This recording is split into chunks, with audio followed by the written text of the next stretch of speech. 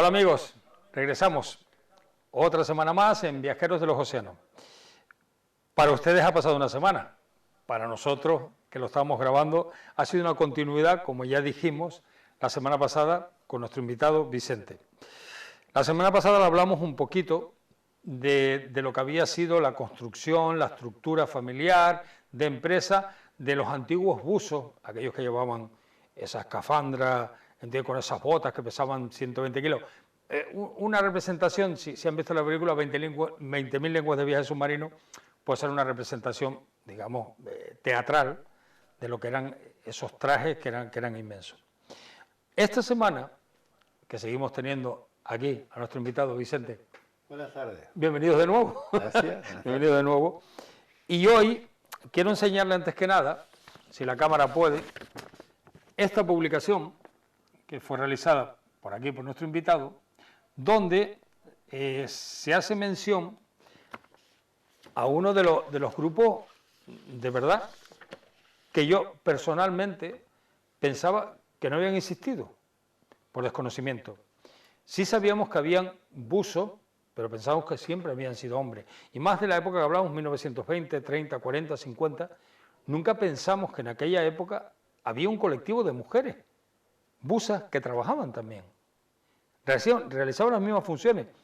A ver, para nosotros es un poco extraño porque esa profesión, con el alto riesgo que tenía, y en una época cuya sociedad no estaba estructurado para que la mujer se incorporara a trabajo que hoy son normales, pues imagínense ustedes en aquella época, encima una mujer que quisiera ser buzo, o sea, era algo completamente sorprendente. Y precisamente vamos a hablar de una de las pioneras que marcó camino, que dejó un legado muy importante, no solo en ella, en su hijo y a muchas mujeres que instruyó, que es María del Pino Ayala. Y para hablar de María del Pino Ayala, tenemos, como ya dije, a Vicente, que es un gran conocedor de su vida. Buenas tardes, muchas gracias por la invitación. Antes de darte paso, sí. ¿Entiende? ¿Quién fue María del Pino? Sobra decir que era de Las Palmas. Sí, a ver, María del Pino Ayala es un caso, yo creo que único, que está documentado. Yo tuve conocimiento de ella porque fue la abuela de una compañera de estudios, ¿vale? Ella me había hablado muchas veces de su padre, pero cuando empieza a aparecer el personaje de su abuela, cuanto más sabes, más asombrado me he quedado. Es una señora que nace a finales del 19, en 1886. Es una niña huérfana que es adoptada en Fuerteventura. ¿Pero nace dónde? Ella nace en Fuerteventura. Fuerteventura. Fuerteventura. O sea, que sería sí. Majorera. Majorera, sí. Vale. Ella nace en Fuerteventura. Imaginémonos cómo era Fuerteventura para una niña huérfana y que de repente llega una familia, unos señores, y la adoptan. Y entonces, bueno, pues su familia, su vida, a partir de ahí ya empieza a cambiar. Cuando se hace ya una mujer y tiene en torno a los 17 años, se casa con uno de los Delgado, de la familia Delgado, que ya eran buzos. ¿Ya? De hecho, se casan simultáneamente dos hermanos con dos chicas simultáneamente.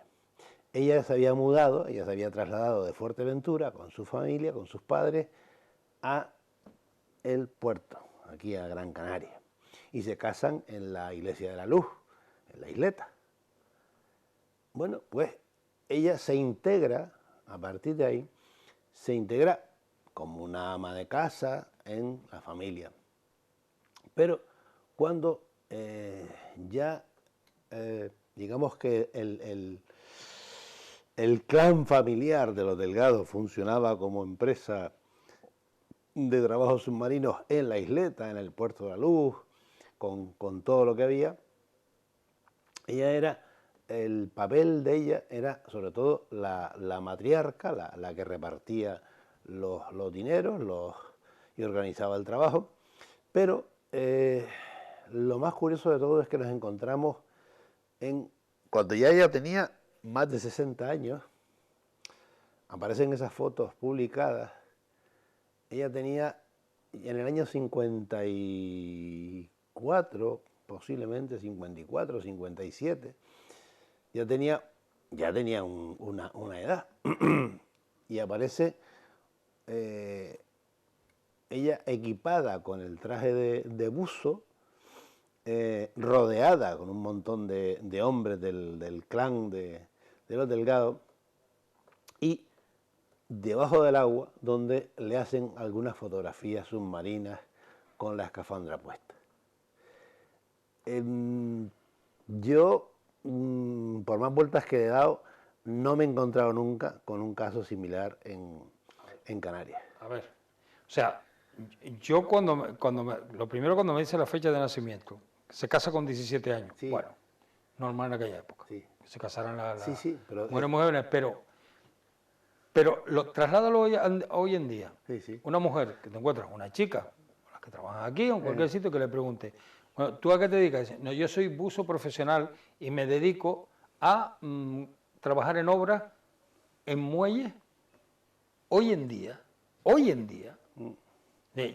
dices tú, joder, o sea, hoy en día no te llamaría la atención desde el punto de vista histórico como sería en 1930. Es que yo no me imagino una mujer en 1930 diciendo, no, es que yo soy buza profesional. Además, digamos que el mundo de la mujer prácticamente era invisible. Bueno, es que cuando el voto, es que eran siempre ir a la universidad. Sí. Pues yo es que me imagino una mujer en 1920, 1930, no, yo es que soy buza. Es que es algo, a ver, inaudito para la época. Y que la figura de esta mujer, ¿entiendes? Pues que habrá tenido que luchar y romper contra todos los estereotipos de esa época. Sí.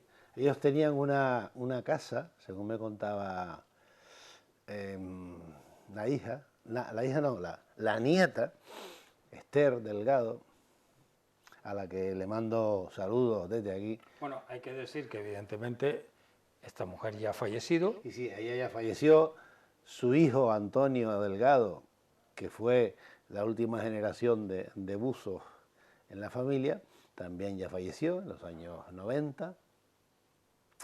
Y hoy en día pues quedan pues los hijos de Antonio, es decir, los nietos de María del Pino quedan todavía y son los que han transmitido la memoria y el recuerdo de esa señora.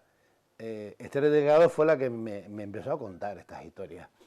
Y hay una foto donde aparecen María del Pino, la abuela, en aquellos días de ponerse el equipo y ir al agua a bucear, rodeada con todo el clan masculino de hombres de los Delgados, ¿no? Digamos que en esa empresa trabajaban prácticamente todos los hombres, trabajaban en lo mismo. Tenían su sede, tenían su cuartel general, como decían ellos, en la isleta, en el corazón del puerto, y en una casa terrera donde allí llegaban y colgaban los trajes para secar, se ocupaban de mantenimiento de los equipos, y el papel principal de esta mujer, de María del Pino, que como repito, había venido de un mundo muy lejano y muy duro, muy pobre. Ella es la que repartía los salarios entre los buzos. A un mundo de hombres.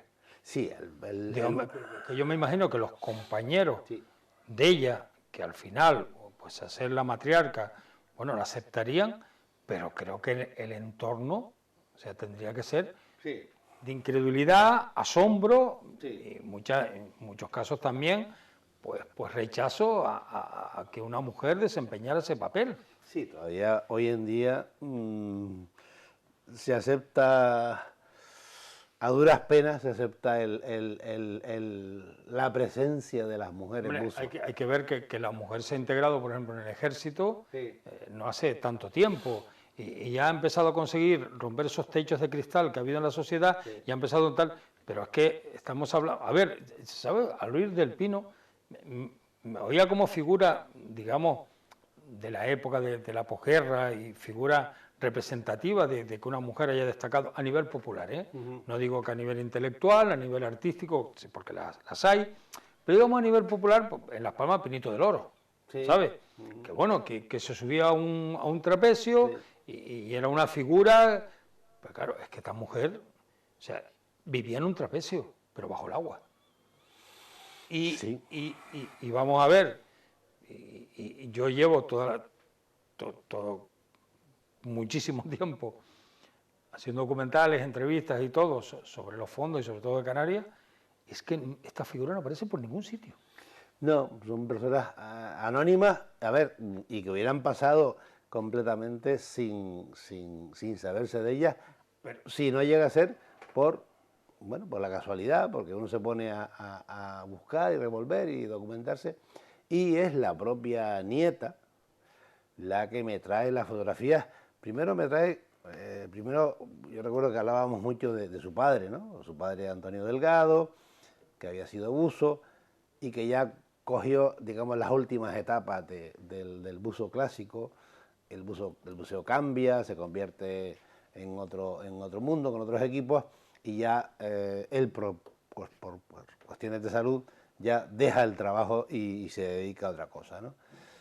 Y entonces es cuando aparece esa figura.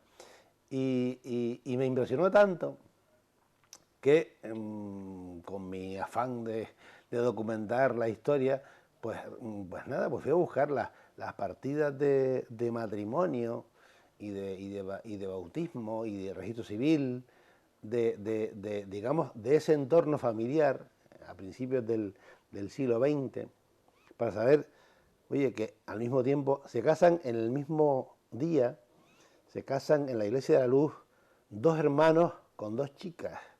Una de ellas estaba allí, María del Pino.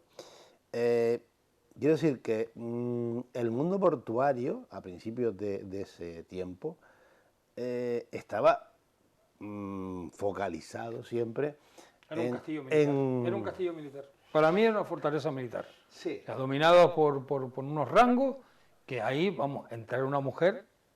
No, bueno, no, yo creo no. que esta mujer entró también porque su marido era el que gestionaba la empresa fue en lo que sea, Sí, pero ya... pero me imagino que también, no sé, había- permitir a su marido... Tenía que tener un carácter y un temple, yo creo que es extraordinario, para tratar... Y algún tipo de vocación, porque ya miras tú, o sea, cómo se le despierta el interés de decir, oye, yo también quiero bucear y quiero trabajar, o sea... Sí, ser capaz de atreverse a ponerse el Sí, equipo y bueno, y moverse debajo del agua. Porque no es que atreverse porque se tenga que atrever, porque sea mujer o porque sea... No, es atreverse, ¿entiendes? Porque hay muchísima gente, hombres y mujeres, que hoy en día la aterroriza el mar.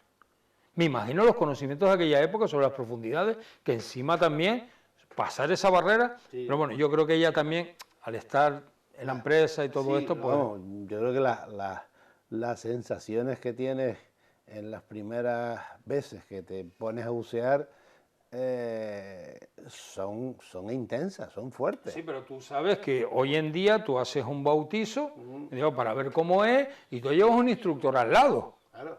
En aquella época no era así. En aquella época no iba tu marido, tu amigo, tu compañero que estuviera al lado tuyo para que lo vieras y tal. No, tenías que bajar tú.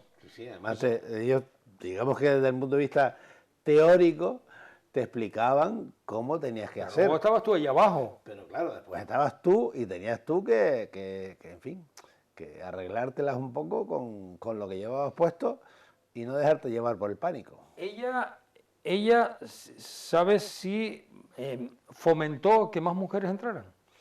No me consta nada de eso. No hubo, vamos, yo no he encontrado en ese entorno de ella que hubiera ninguna otra mujer en ese contexto del...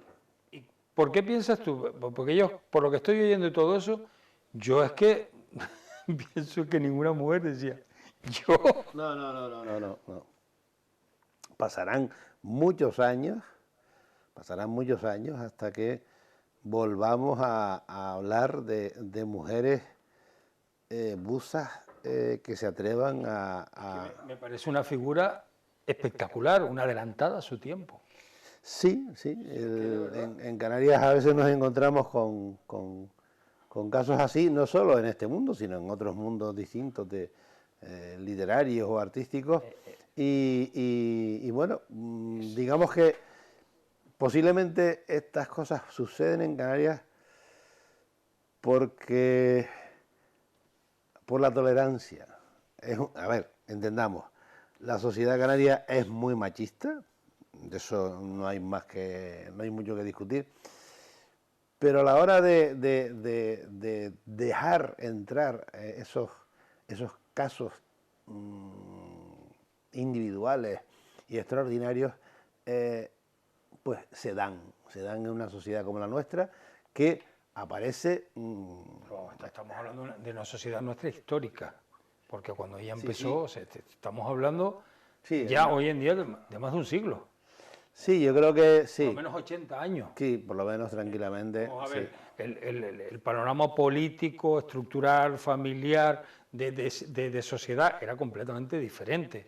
Diferente, era más acentuado, ¿entiendes? Quizá esa sociedad machista, o la entendíamos así, que hoy en día, ¿vale? Evidentemente era el papel que le tenían asignado a la mujer. Por eso te digo que me llama poderosamente la atención, ya no desde el punto de vista, porque bueno, podemos entender el que ella estaba en un clan familiar, que se dedicaba a esto, que lo veía más a mano, lo tenías día a día, convivías con ello, a lo mejor pasó probablemente un tiempo hasta que ella decidiera probar y todo eso, porque lo tenía. Pero esa es la decisión en ese momento, y además dices tú, una mujer que su familia, entiendo que como pagaba salarios y tal, bueno, económicamente no estaban tan necesitados, dentro de las necesidades de la época también, pero bueno, que no tenía necesidad, o sea, tendría que haber tenido un impulso, una vocación, unas ganas de hacer algo diferente, que bueno, que es la voluntad de esas personas también, tanto hombres como mujeres, en este caso de ellas, porque por los datos históricos que maneja y por lo que conocemos, es la única. Sí, es el único caso que yo sepa que hemos podido encontrar, y esas fotos debajo del agua, después de muchas vueltas, yo creo que tuvieron que ser hechas con una cámara de fotos submarina que trajo su hijo Antonio Delgado de su aventura de cazatesoros en República Dominicana, con Alexander Korganov, que pasó por aquí, lo fichó, lo contrató, se lo llevó, y a la vuelta, cuando se trae esa cámara submarina, es cuando aparecen esas fotos de su madre con la escafandra puesta. Y la tenemos ahí inmortalizada para siempre. Bueno, y la trayectoria de María del Pino, una vez que ya lo sabemos, cuando termina cuando decide ya abandonar el trabajo de esto y ya, bueno, pues se retira, ¿cómo fue su trabajo laboral? ¿Hasta cuándo duró? Digamos, yo creo que ya esas fotos deben ser prácticamente del final de su etapa, porque por la propia edad que tenía, ¿no? ¿A qué edad falleció? Pues ahora mismo no estoy seguro a qué edad falleció. Fue longeva, ¿no? Sí, vamos, murió mayor y murió, digamos que de muerte natural, no tuvo ningún accidente, y vivió para ver sus hijos y demás, ¿no? Entonces, bueno, pues digamos que el papel, digamos que se fue diluyendo, y sobre todo ya con el tiempo cambió el modelo de equipos, y ya ese cambio bueno, no lo pilló ni siquiera Antonio Delgado, ya no pudo coger el cambio de los equipos de la escafandra al equipo autónomo. O sea Ella vio el cambio. no, De, no, no, no, no, no. ella no llegó a ver el cambio de ella- ese trabajo con bomba, con tal, con bomba de aire comprimido, este tipo de escafandra y todo. Ella no vio el momento del cambio No, tecnológico porque en el submarinismo. eso ya llega mucho más tarde aquí a Canarias. Empiezan a llegar en los años 50, pero en realidad cuando llegan y se hacen, digamos que de uso más normal, es en los años 60. Aunque todavía en los años 60 se seguía usando el traje de la escafandra, bueno, porque digamos que hay buzos o había buzos veteranos que se habían formado con un sistema, entonces hay un periodo ahí bastante largo en el que coexisten la escafandra con el nuevo equipo autónomo, que evidentemente empezaron a llegar más tarde y digamos que lo controlaban unas élites hasta que después ya se vuelve más, más popular, más asequible.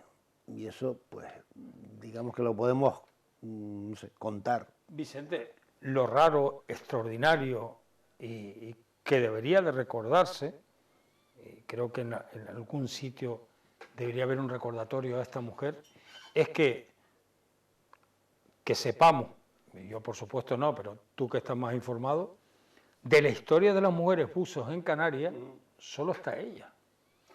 Sí.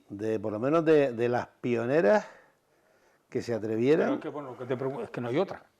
No, a lo mejor cualquier día, Sí, al doblar bueno, una esquina, me llevo el cachetón sí, pero bueno, y me cae el ladrillo. pero con los conocimientos que tenemos hoy en día, bueno, con los conocimientos que nuestro invitado tiene sobre los estudios que ha llevado a cabo, sobre las publicaciones que ha hecho, esta mujer, o sea, representa esa punta de lanza de lo que hoy en día es una actividad que tanto mujeres como hombres practican, que es el submarinismo deportivo o profesional. Cualquiera accede, o sea, a nadie ya le llama la atención, ¿entiendes? Que, bueno, como a lo mejor como curiosidad, joder, pues tío, ¿cómo te dedicas tú a colocar bloques? Lo mismo, pues eso, como curiosidad. Pero que ya nadie se quedaría extrañado, y menos en aquella época, y la verdad que esta es tanto que hoy en día se resalta la figura de los logros conseguidos por las mujeres para romper esos techos, esas barreras que había. Yo creo que esta mujer es digna de recordarla Sí. y de ver lo que fue capaz de hacer en una época para las mujeres totalmente oscura. Sí, ya sabemos que, bueno, que el papel que les tenía reservado la sociedad era muy limitado y un tanto... ¿Y cuándo se acaba la estirpe Delgado? Porque, según me comentaste, ella tuvo un hijo y ese hijo continuó. Antonio Delgado, sí, Antonio Delgado continuó desde muy joven, hizo prácticamente desde que tuvo que ir o de antes incluso, de irse al servicio militar en el Sáhara, ya él era buzo de escafandra y cuando termina el servicio militar vuelve aquí, se integra en la familia, hace sus trabajos, desguaces y cierto tipo de operaciones de buzo y en los años 50, el 51, el 52 prácticamente, 52, 1952, pasa por aquí, por Canarias, un personaje de novela, un señor que se llamaba Alexander Korganov. Del Realejo. Un hijo de unos, No era de Realejo. de unos Que ese rusos, apellido era... de una familia rusa diplomática de alto copete, y que no había podido estudiar en la universidad por la Segunda Guerra Mundial, porque sus padres estaban en París y no sé qué. Y bueno, y él, Alexander, se obsesiona con la Casa de los Tesoros y de los barcos hundidos y los galeones españoles. Vale. Magnífico. Sí. Esto que acaba de nombrar Vicente, va a ser la antesala de nuestro tercer programa que vamos a dedicarle para hablar sobre tesoros, barcos famosos y personajes que se han dedicado precisamente a la Casa de Tesoros, que es una idea un poco romántica también, ¿no? Porque el buscador de tesoros submarino es como los piratas.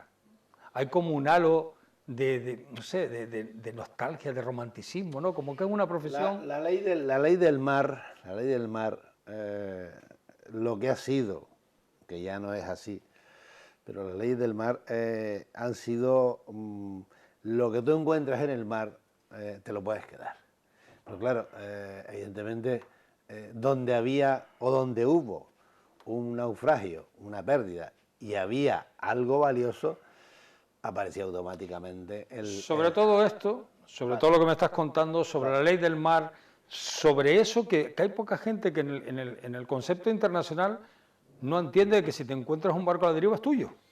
Y creo que se sigue respetando, pero no sé si es verdad o mentira, pero nosotros, como hicimos la semana anterior, vamos a continuar sobre esta conversación y nosotros lo emplazamos a la próxima semana para seguir tratando este tema sobre tesoros, barcos hundidos, cazatesoros submarinos y todo lo que envuelve a esta digamos, apasionante búsqueda de tesoros bajo el mar. Eso será la próxima semana. Como siempre, no queremos despedirnos sin dejarles con un reportaje precisamente de los fondos de las islas, quizás no desde el punto de vista tan interesante, histórico, como la figura de María del Pino Ayala, porque hoy en día la tecnología nos permite pues, que sea mucho más fácil y sobre todo más seguro. Yo, si les interesa, les emplazo la próxima semana para hablar, como ya dije, de tesoros submarinos, aquí en Viajeros de los Océanos. Para los neófilos, la isla de Lanzarote es un paisaje desértico, yermo, dejado de la mano de Dios en medio del Atlántico. Nada más lejos de la realidad. Forjada por los arquitectos de la naturaleza con el mejor magma de nuestro planeta, se ha creado un verdadero museo de la piedra. Playas de arena blanca bañadas por un mar cálido y transparente la han convertido en un punto de referencia a nivel mundial.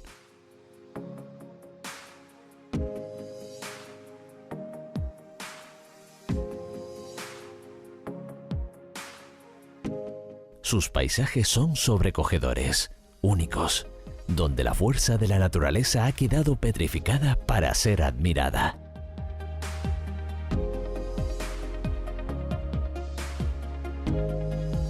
La isla de Lanzarote está situada en el extremo más oriental del archipiélago canario. Extiende su dominio a 3 islotes situados en el norte: La Graciosa, Montaña Clara y Alegranza. Tiene una superficie de 845 kilómetros cuadrados, 191 kilómetros de costa y una altitud máxima de 670 metros que se alcanza en Peñas del Chache, situado al norte.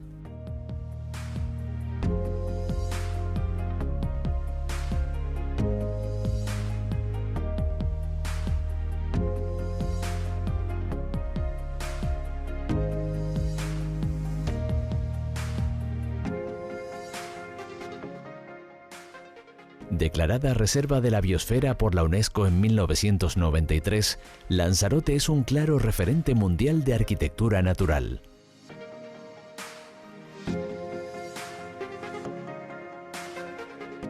César Manrique, artista más universal, creó espacios perfectamente integrados en el contexto de la isla, regenerando zonas degradadas o acondicionando entornos naturales. Entre sus múltiples intervenciones destaca Los Jameos del Agua, el primer centro de arte, cultura y turismo, reflejo de uno de sus pilares creativos, la armonía entre la naturaleza y la creación artística.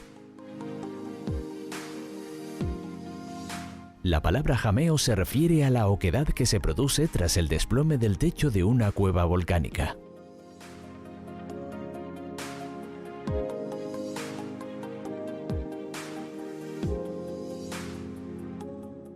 En el interior existe un lago natural de aguas transparentes en el que vive una especie endémica de la isla, unos cangrejos minúsculos, albinos y ciegos.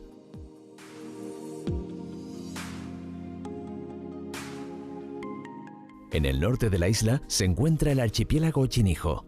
Es un conjunto de islas que está catalogado como espacio natural protegido y constituye la reserva marina más grande de la Unión Europea, con 700 kilómetros cuadrados.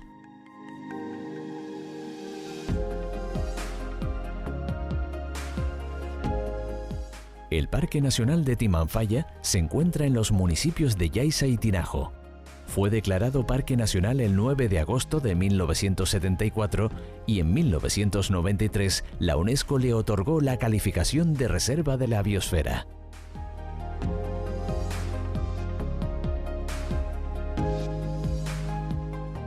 Ocupa una extensión de 52 kilómetros cuadrados en el suroeste de la isla. Se trata de un parque de origen volcánico que todavía presenta actividad.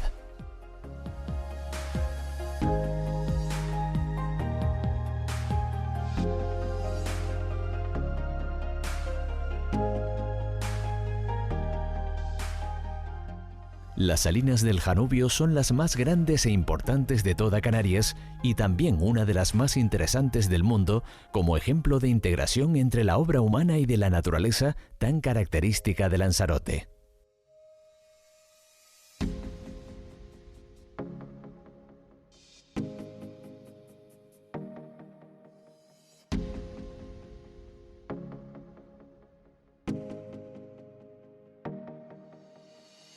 La UNESCO ha catalogado este recinto como uno de los legados salineros de mayor interés cultural que perviven actualmente en el área de influencia mediterránea.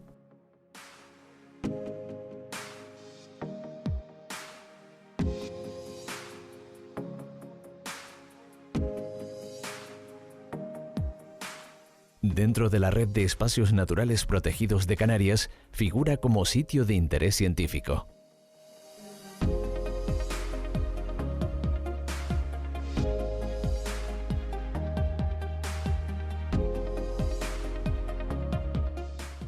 A pesar de ser una isla desértica, Lanzarote produce excelentes vinos blancos y dulces. Esto es gracias a la Jeria, un hoyo cónico excavado en capas naturales de grava volcánica de varios metros de profundidad, en el centro del cual se planta una vid y en cuyo borde se coloca una media luna de rocas como protección contra el viento.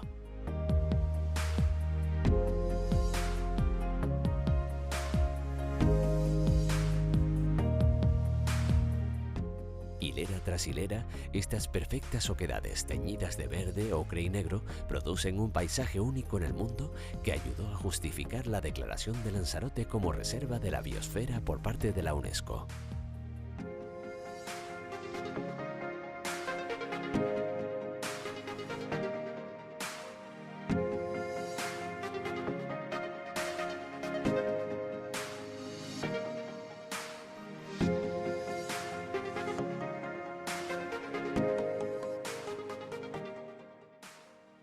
Otra de las maravillas que podremos visitar es la de un lago dentro del cráter de un volcán, situado en la costa oeste cerca de Yaiza. El cráter de un antiguo volcán se sumerge en el Océano Atlántico, creando un lago conocido como el Charco de los Clicos, declarado Reserva Natural.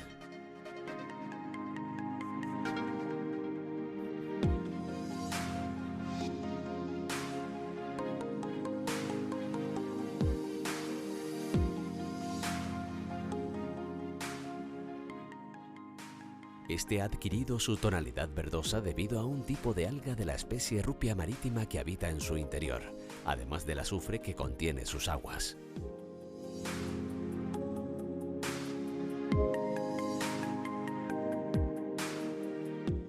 Contrasta con la arena negra de la llamada Playa del Golfo. Tiene una longitud aproximada de 100 metros paralelo al Océano Atlántico, conectado a través de filtraciones subterráneas.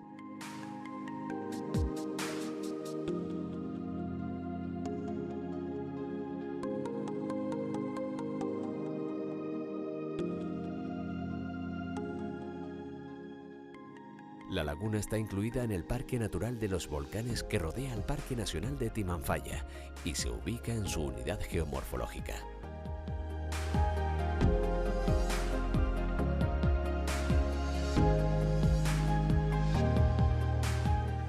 Las playas de Lanzarote seducen por sus aguas cristalinas. Las encontraremos blancas y brillantes o de arena oscura, de mar tranquilo y relajante o de fuerte oleaje, ideales para la práctica de deportes como el surf o el windsurf.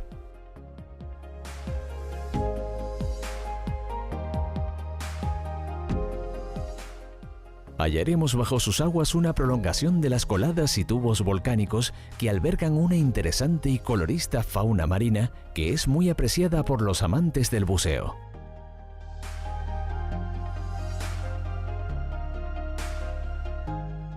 Sus aguas, unas de las más transparentes del mundo, con cálidas temperaturas de 23 grados centígrados en verano y 19 en invierno, permiten realizar inmersiones durante todo el año. Los fondos arenosos abundantes en todo el litoral son de poca profundidad, exceptuando algunos beriles de gran calado cerca de la costa.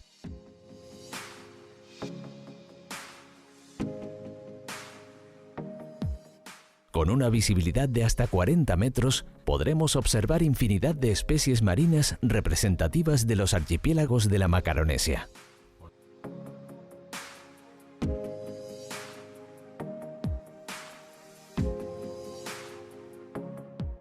La isla nos ofrece múltiples inmersiones tanto desde tierra como desde el barco. Son fondos de lava como el resto de las islas que albergan múltiples especies que podremos encontrar en sus cuevas y beriles.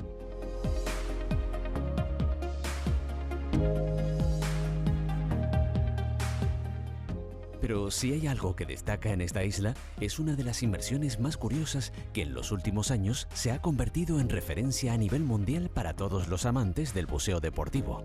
Nos referimos al Museo Atlántico. Antes de continuar, y como es habitual en nuestro programa, vamos a conocer el perfil de esta inmersión.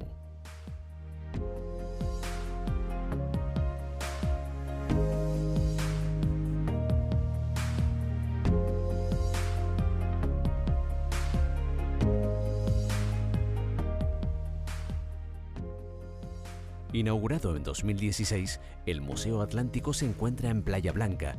Es el único museo subacuático en Europa donde se puede bucear entre las impresionantes esculturas del artista Jason de Chris Taylor.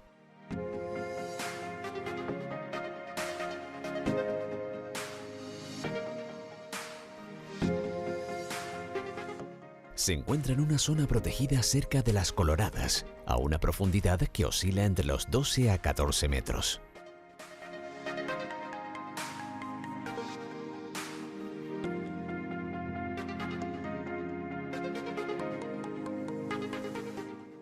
La idea inicial era desarrollar un enorme arrecife artificial compuesto por 10 grupos diferentes de esculturas.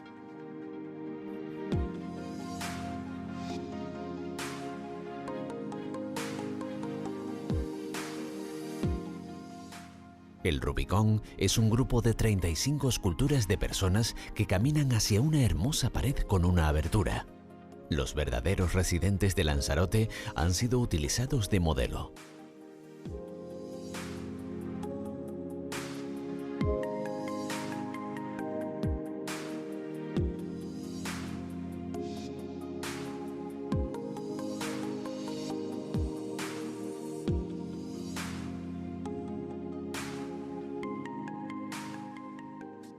También puede verse la famosa balsa Lampedusa, una referencia a la crisis de refugiados que está sufriendo Europa.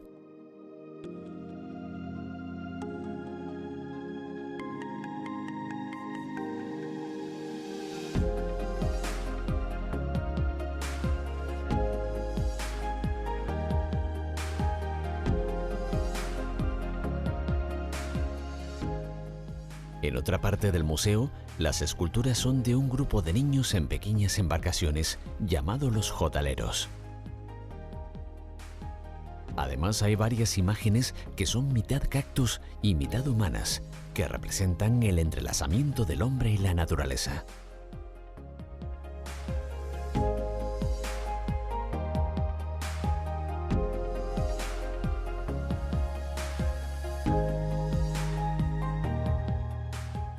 En referencia a la sociedad y la tecnología moderna, también hay esculturas de varios fotógrafos y de una pareja que están tomándose un selfie.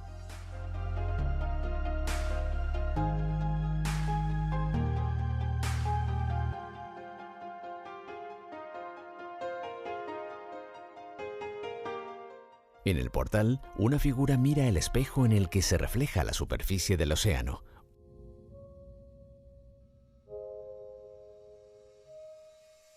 El desregulado muestra un parque de recreo en el que hombres de negocios con trajes juegan en un columpio y balancín. El último grupo de esculturas muestra unas 200 figuras de personas dispuestas en un círculo.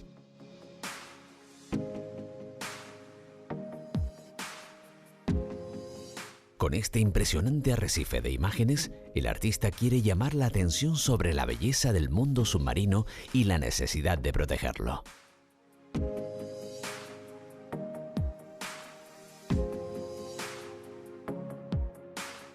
Solo cabe añadir que el poder bucear entre estas figuras es una experiencia única.